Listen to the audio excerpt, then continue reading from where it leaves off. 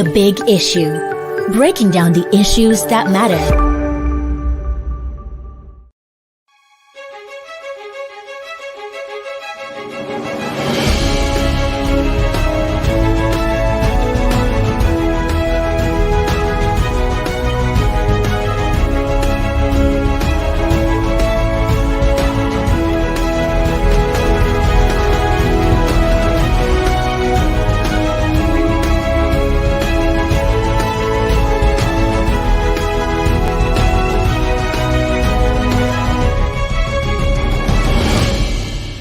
The Big Issue. Breaking down the issues that matter. Hello everyone, welcome to Leadership Podcast. I hope you had a very wonderful weekend. Well, as usual, I'm your regular host, and with me here in the studio, our in-house analyst.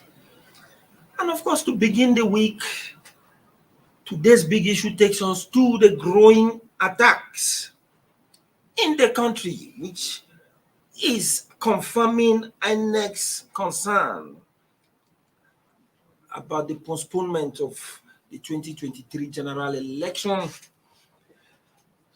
Well, the recent spate of insecurity in the country, characterized by killings, especially at the weekend, where bandits visited a church and burned a Catholic priest to death, coupled with the latest news coming today that INEC's office in Enugu State again has been attacked and a security man killed,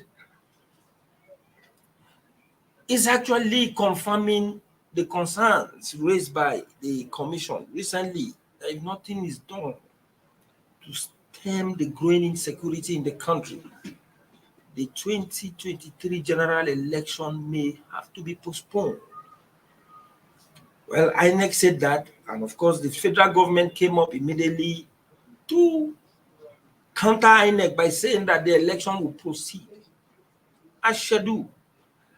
And of course, INEC too had to recant a sharp U-turn that most Nigerians say could be a sign that the commission had been under pressure to actually eat back its words. And of course, INEC's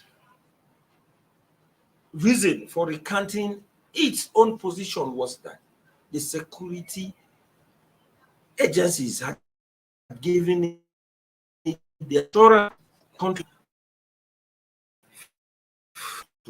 We are seeing in the weekends the growing attacks, bandits abducting innocent Nigerians, and of course the latest being the one that they had to go to the church to abduct many worshippers, then ending up killing the Catholic priest, shows that the insecurity is growing, is increasing instead of abating. Well, Silas, you can imagine a situation where, first of all, we don't know how do we even describe it, because it's getting out of hand. The opposition had always come out to claim that it is the governing party that is actually staging these attacks just to scuttle the 2023 polls. And it has just been accusations and counter-accusations. And then where do you place this series of attacks, especially the one that happened yesterday, Sunday, where gunmen invaded an INEC office in Enugu and killed the security officer. They attempt to enter the building, they have to burn down the security post. But will not actually get to the main building. We can't, because there have been this issue that especially in the southeast they say it's IPOP, it's ESN, but how can IPOP and ESN be thinking of that when we are beginning to see the dream of that particular region actualizing in a formidable presidential candidate like Peter B of the Labour Party? One is just confused We have just let it out there. It's a very confusing situation. But what's not confusing is that the government were running since 2015 as the most competent government office in this country. In fact, possibly forever. It's so incompetent that the word incompetence hardly even defines. Was it not just last week about the IGP, intelligence police, told us that such attacks will not happen again, blah blah blah. No, he said he will no longer tolerate it. Okay. So there's a difference. No longer tolerate than not allow it to happen. And not allowing it to happen. Okay. We will not tolerate it. So what is the meaning of not tolerate? Has it been tolerated in the past? Has it been condoning it or abetting? What's the meaning of I won't tolerate? And I think semantically cannot tolerate can also be interpreted to mean we won't allow it to happen. That's how I thought. Look now, but it has happened again. And that does they're not to show that if there is those kind of unknown quantity of wants to strike again anywhere, that we're not going to rotate it. So we are people of talk, let's work. It's very annoying. It's very annoying because someone has lost his life again in that process, and then thank God that they don't get to the main office really. But those who are saying the ruling party sponsor it, I don't know what to tell them. The only thing I know that it's the job of the ruling party who has the commander in chief, former general in charge. It's a duty to provide the protection of life and property in Nigeria. So if they are accusing him on that score, I can understand it. But to say the party is the one sponsoring terrorist attack on INEC, well, it's only need to bring evidence. Don't I know that when you look at sometimes when you do investigation, look at who stands to benefit from the crime. You understand? If you're trying to that nobody knows it, the police start from the point, okay, who stands to benefit? And if there's crisis in the southeast, we are happy to be one of the 3 top candidates is coming. It then means that he can rule happy to be from trying to destroy his own base where he hope to harvest most of his votes. So you have to now look at why his opponents who are likely to benefit from it. You have the APC candidates, Enugu and Atiku. These are the 2 possible if there's somebody is actually politically sponsoring those things. These are people who start to benefit from P2B not getting vote from this area. Those are people who start to learn from there. So that's the time on which the police can. I read a post somewhere where they even claim that there was a post by someone else who's coming to the airport with them, where he was said to be a supporter of one of the candidates. Those things are just there that the police can track and find out whether actually, someone is sponsoring these things to make that area ungovernable so that the person coming from that area will not be enjoying what is supposed to go from there. But there are some calls that have been made. When Jonathan wanted to fight corruption, he said the best way to fight corruption is to remove the object of corruption from the people so they cannot have access to it. If they want to steal a phone and remove the phone from that place, the person will not say what to steal. So there have been calls by many leaders. Anambra State governor has made the call. Gochinyere, who was attacked for the weekend, made the call. Some other individuals, the late Mazurike, that so many other leaders have made the call that look, release Nnamdi Kanu. Because those who are claiming to be working, costing me because of Nnamdi Kanu, if it's out and says no more violence, and the people are still doing violence, it means that those people who are doing this violence are not people who are afraid Nnamdi Kanu. You now separate the wheat from the chaff. You now look, okay, who are the real unknown government? Who are they answerable to? If you can't cost a deal to call for a situation of violence from Apple has said in the past that they're not behind this. But even though they said they want election, but they say that it's not them. They're denying it all this while. Terrorist groups always claim responsibility for what they've done. They said we didn't do this one. Fine.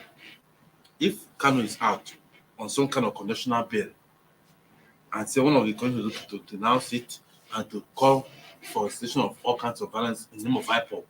Any other person doing so will not be IPOB. Well, now, okay, if you sign that deal and it's out, they can put him on house arrest somewhere, or you keep him, you can but if it's out and, then his people, those who are angry because he's in jail, will relax, then we now know those who are committing the violence. If the violence continues, we now know it's not IPOB. Police cannot go after. Because the police has been very, very quick to condemn IPOB at any opportunity without even doing investigation. So that non-government issue is still there in the surface. And what is their motive? Those things are the police need to do their work. The SSS are good. Not sure, but just go there and find out what is really happening. And they can do it. So that is on the part. On the part of violence, on the Pakati place you mentioned, the attacks on priests, especially Catholic priests, then of course the churches also are attacked across Nigeria and so on. But the one of priests has become so worrisome because we did a tutorial about it in the past where we catalog all the priests who have killed, kidnapped, and go as if that's a planned something against that particular kind of worshippers, priesthood, especially Catholic priesthood. They don't marry, they don't have family. Even if you kill, the Catholic Church has a rule that they don't pay ransom. So if you catch him, you want to kill him, fine. The person from ab initio had already sacrificed his life to the gospel. So if he dies in the process, he has been martyred already. But of course, the family can decide on their way to go behind and negotiate and free them. But the church, Catholic Church, does not pay ransom. So I don't know why. It may not be for peculiar reason that they want those people. So it's up to the police to also find out why they should set up a crack team to find out why they're targeting priests, especially Catholic priests. One, what is the motive? Who are behind it? I'm sure that if you set a good team there, though, in a few weeks they can come up with a motive and those who are behind the motive. That's one. So unfortunately, the soul of that Farachi, rest in peace. Alan is not the first time he escaped, dying in the hands of these bloody men. Alan he survived the Madara bombing by Boko Haram and Co. He also survived another kidnapper attempt in the past or something. This and that, when they couldn't get at him, they set the house on fire. But what I'm asking is, I listened to a commentary. Let me quickly. I listened to a commentary. I was going to say that from his information, it took them 1 hour trying to break into his house, and they couldn't. They have to now set the house on blows with him inside. The priest with him ran away, tried to feel the shot him in the arm. He tried to run away. Maybe he couldn't run away himself and kill him there. But I say that if he was there for 1 hour and the thing was happening in that place, is that he didn't call the police, he didn't call for support, or nobody in that vicinity called the police, or the police did not come on time. What really happened? What is our response time? I've said it in this place. How can somebody hold out for 1 hour under attack and no help came? Police is not in that town. They didn't hear the bullet, the gunshot, and everything. That and the commotion. No, I don't believe that. So, if somebody was sleeping on duty, we need to find out. But it was unfair that the man should hold up for up to 1 hour and still die. There was a time one case we handled in this program one time when some other guy hold up for more than 1 hour, 2 hours, and they still got to him and killed him. When they heard the children, I had to come out. I said, and he called police, called everything, and nobody came to his rescue. So why would somebody who in this call for help and help will not come? It does not speak well of our security and security work. Thank you very much, Silas. Well, you just raised a salient point, but the attack, I say, is purposefully targeted at a certain kind of persons, and especially the priesthood. For me, it might not really be the case. You know why I said that, Chibuzo? On Saturday, just last Saturday, gunmen went to attack the home of the spokesperson of the Coalition of United Political Parties, Ikenga Ogochinyere, in the Idiatu local government area of Imo State. And I think this should be about the second time the gunmen have actually targeted that very spokesman. And then you begin to imagine that Ogunchinyere as a politician too, it raised concern because at the end of the day, one will begin to ask, why are they after him? That too looks political. You understand? Just like Silas has said about the attack on the priesthood, because at the end of the day, Catholic priests don't give ransom. So if at the end of the day, they don't even have any financial value if you, because the bandits or the criminals will know that whatever they are just abducting them to kill them because they will not benefit from anything like ransom. But look at where Gotinyere's home home too was attacked with the targeting him, and 4 people were said to have died, vehicles burned, and the rest. And all these are the things I INEC saw and said, look, if these things are not stopped, if they are not nipped in the bud, these elections will not hold. But the federal government came and said, no, INEC was just saying this. And then INEC also. INEC now came, what would you expect? That INEC would have no choice than to come out and say, well, we didn't say that because at the end of the day, it might be under pressure. It's an institution. Although it's meant to be independent, that raises the question, is INEC independent? Because if it had insisted and said, look, what we said is what we said, you know what the outcome will be. But if an INEC said security agencies have assured them that they are on top of the situation, that the situation is under control, that they will make sure that they provide all the necessary security. But from what we are seeing, what security, what measures are the security forces putting in place to curb the situation? No, it gets worse. If apart from the Catholic priest that was killed, the attack on INEC's office on Sunday, that's yesterday, if we begin to take stock of reports of the abduction that took place within this space of time, just within last weekend till today, we'll be shocked. So how do you describe the situation? We should just agree that what INEC said is true. But somebody somewhere is making it look as if, no, the election can say who, but are the voters safe? There is nothing more to add. You've absolutely said it all. No, I've not said it Honestly, all. you said it. No. What I'm saying is you have succinctly captured the scenario. There's almost nothing to add other than to ask what actually is the worth of a human life in Nigeria. It comes down to that, there's absolutely nothing more to add to the very clear analogy you've made to, you captured it very succinctly. And I say this because we've been at this for what? More than since Jonathan's administration. I wouldn't want to just peg it on the Buhari administration, even though it escalated under his tenure. And many had expected that at this point, this is not what we're talking about. With the general, as president, the former general as president. But this is what we have. For the past 7 years, it's just been this same discussion over and over and over again. I'm not sure there's anything new anybody can say at this point. There's absolutely nothing new. The perpetrators of these acts have the same pattern, the same style, nothing different. So it's very easy to do a profiling, of possibly those who are behind this. Very easy to do a profiling. It's not as if it's sporadic.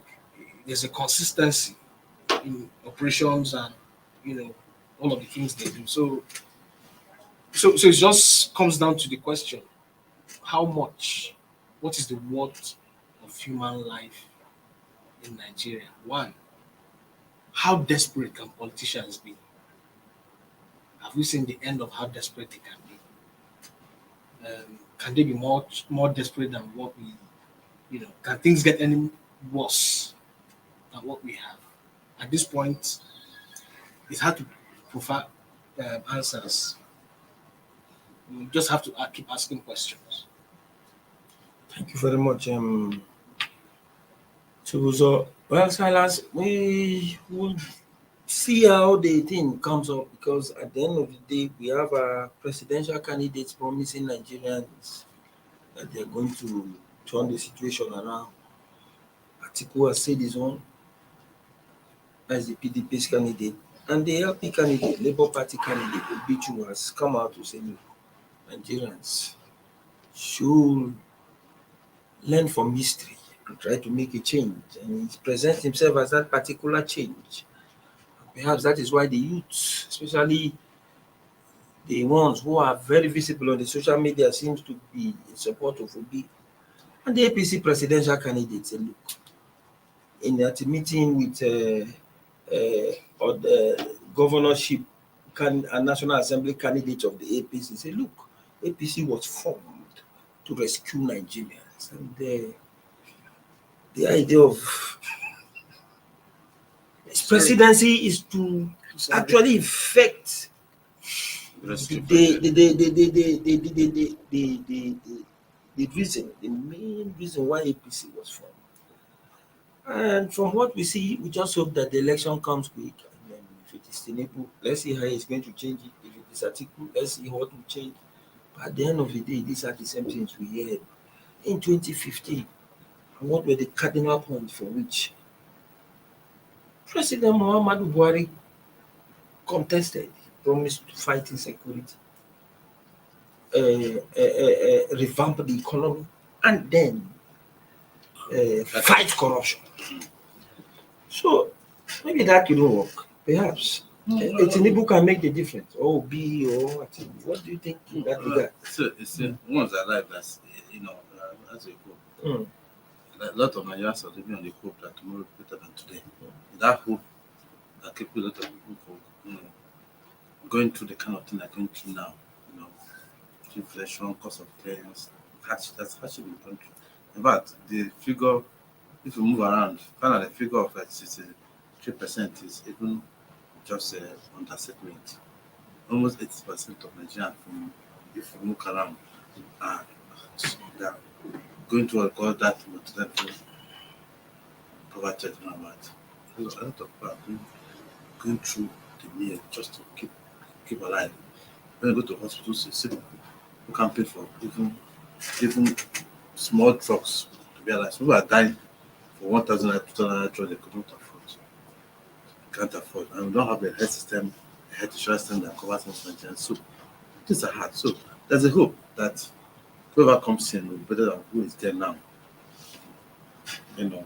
So that hope, they used to explain their hope that possibly an OP could bring the change, the departure from the past.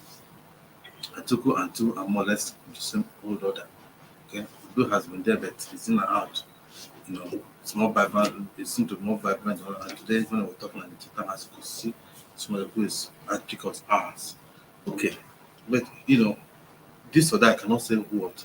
No one knows what's going to happen tomorrow. We've seen some presidents who are very old when they come to power and they put their country out of the.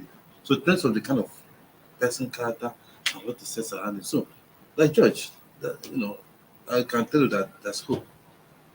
Even Nigeria is hopeful that tomorrow will be better. That's why a lot of people are interested in voting, because they hope that tomorrow will be better than what is today. What we have today is not acceptable at any level. Of course, you said they couldn't work. If you ask those who are in charge now, they tell you they have done so well. He's done his best, and the president said he has fulfilled all his campaign promises. Yes. So if he believes that, fine for him. It helps him to manage the thinking and maybe how long he lives. But if you ask most Nigerians, they tell that things are a little bit tougher than it was when he got to power, and they expected him to do more than he has done. Being that he was a general, and the kind of life, the kind of hostile life he lived, that kind of prudent something will come to appear. But the government has been very, very profligate in the way they spend money, to the point that they employ money to even service debt. It's terrible. So I'm thinking that I'm hoping, like other Nigerians, that whoever is going to take over from them will do a few things better, so that the gloom that hangs over Nigeria will begin to lift gradually. And we just hope that the election will be free and fair and violence free, so that whoever comes through that process, we actually have the mandate of Nigerians. So that will help the government to stabilize and to take some hard decisions that it needs to take in the short, medium, and long term for the country to benefit. Well said, Silas, because you've just said it here that there's still that hope, and most Nigerians are hoping that tomorrow will be better. At least that whoever comes to become president and takes over might even make the country better the way they are now promising us in this particular electioneering season. That is only if the election will hold and then we'll vote a new person. It takes us back to the idea of the big issue today. How will this election go? With what we are seeing now, and you know that these terrorists, bandits, they always take advantage of very significant events in the country like the elections to operate, at least to give the impression that they are existing. They could not allow the election go. So how can Nigerians vote to actually effect a change of government when their security, their lives, their lives in short, they are not safe? That is where we are now. And INEC threw that warning before you know INEC went back. Nobody knew what happened. The next day INEC came back and said, okay, forget that thing we were telling you yesterday. That election will go. Security operative say this election will go. If security operative say so, what are we saying? What we are saying is it in tandem with what the assurance the security operatives have given. That is the point. But Chibuzo, don't know, from all antecedent, past elections were postponed. 2015 elections were postponed. In 2019, the same thing happened. And the scenario we are seeing here now, does it look, is there any improvement to show that there might be no such postponement because the security situation in the country has improved? Because most Nigerians are saying that instead of improving, it has even gotten worse. How many days do you have to the election? About 40 days now. 39 days, technically. Today is gone. It's gone already. You have 39 days to the elections. Well, anything is possible. When there's a will, there's a way. Yes. Let me tap from my boss the concept of hope, the audacity of hope. Hope is a powerful thing, but it has to be driven and it has to be strategic. And it has to be backed up by someone. Even the Bible says faith without works is dead. So I think hope is a good start, but it's not always enough. There has to be boots on the ground. To the people who want it forced to be, in that sense. But ultimately, I think, like I've said here before, I think in two previous discussions like this, if the elections will hold fairly, credibly, transparently, and measurably non-violently, it comes down to the commander-in-chief, that is the president. And I say that because in the build-up to 2015, we knew how terrible it was. At a point, they were even saying, oh, there's a plot not to make elections hold. The Northeast. If you can't have elections in the Northeast, there will not be elections, and everywhere was. And there was an extension. There was a shift for I think 3 weeks or thereabout, or was it 3 weeks? 3 weeks or something. And the president then did what he had to do to ensure that elections held. So I do not take anything away from the capacity of the government, the full instrumentality of government. If it stabs its feet down, I don't think there's any force, outside God that can stop, that can stand its march, that can stand in its tracks when it decides to move. And so it comes back to the decision of the commander-in-chief of the armed forces if he decides today that these elections must hold in that order, credible, free, transparent, measurably non-violent, I believe it will hold. Thank you I have no doubt about that. Thank you very much, Chibuzo. But again, this is much more important because he should remember that he was accorded that respect and that what's the word now? Integrity. That respect, integrity, and privilege of having a 2015 elections, which held, and a smooth transition of power. Somebody paid that sacrifice. Who did? His predecessor. An incumbent ensured that election held freely and fairly and measurably non-violent. Today, Jonathan has become a global statesman just for that action. And he has defined his legacy for all times and all seasons. The President Muhammadu Buhari, has repeatedly said he wants to leave a legacy of credible elections.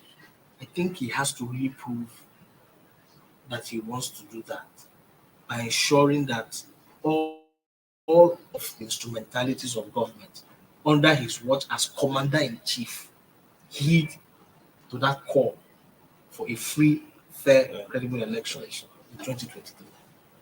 Well, thank you very much, Chibuzo. Well, we could go on and on and on, but let's just draw the curtain here for want of time, especially as our in-house analysts have actually given us words of hope. Silas saying that tomorrow could be better. Most Nigerians are believing that tomorrow could still be better. And Chibuzo capping it up here with the fact that about 39 days to the election, there is still hope because a miracle could happen. And of course, he has actually told us, that the whole thing still boils down to the President and Commander-in-Chief of the Armed Forces, President Muhammadu Buhari, whether he will actually garner that political will to ensure that the election holds and insecurity is a thing of the past. But the same President Muhammadu Buhari is telling us that he has fulfilled all his campaign promises, including the insecurity situation we're talking about. Let's see how it goes. 39 days to the election. If anything changes in the security, some Nigerians are of the opinion that it is a miracle wonder. And we just hope that that happens. But for now, it is still dicey to actually conclude that election could hold peacefully. Thank you for keeping tab with us. And of course, thank in-house analysts for addressing the big issue. Join us same time tomorrow for another edition of this program. Have a wonderful time. Thank you for watching. For sponsorship and advert placements, please contact 080-3688-6158. Last Word Leadership Podcast Studio. You have the last word.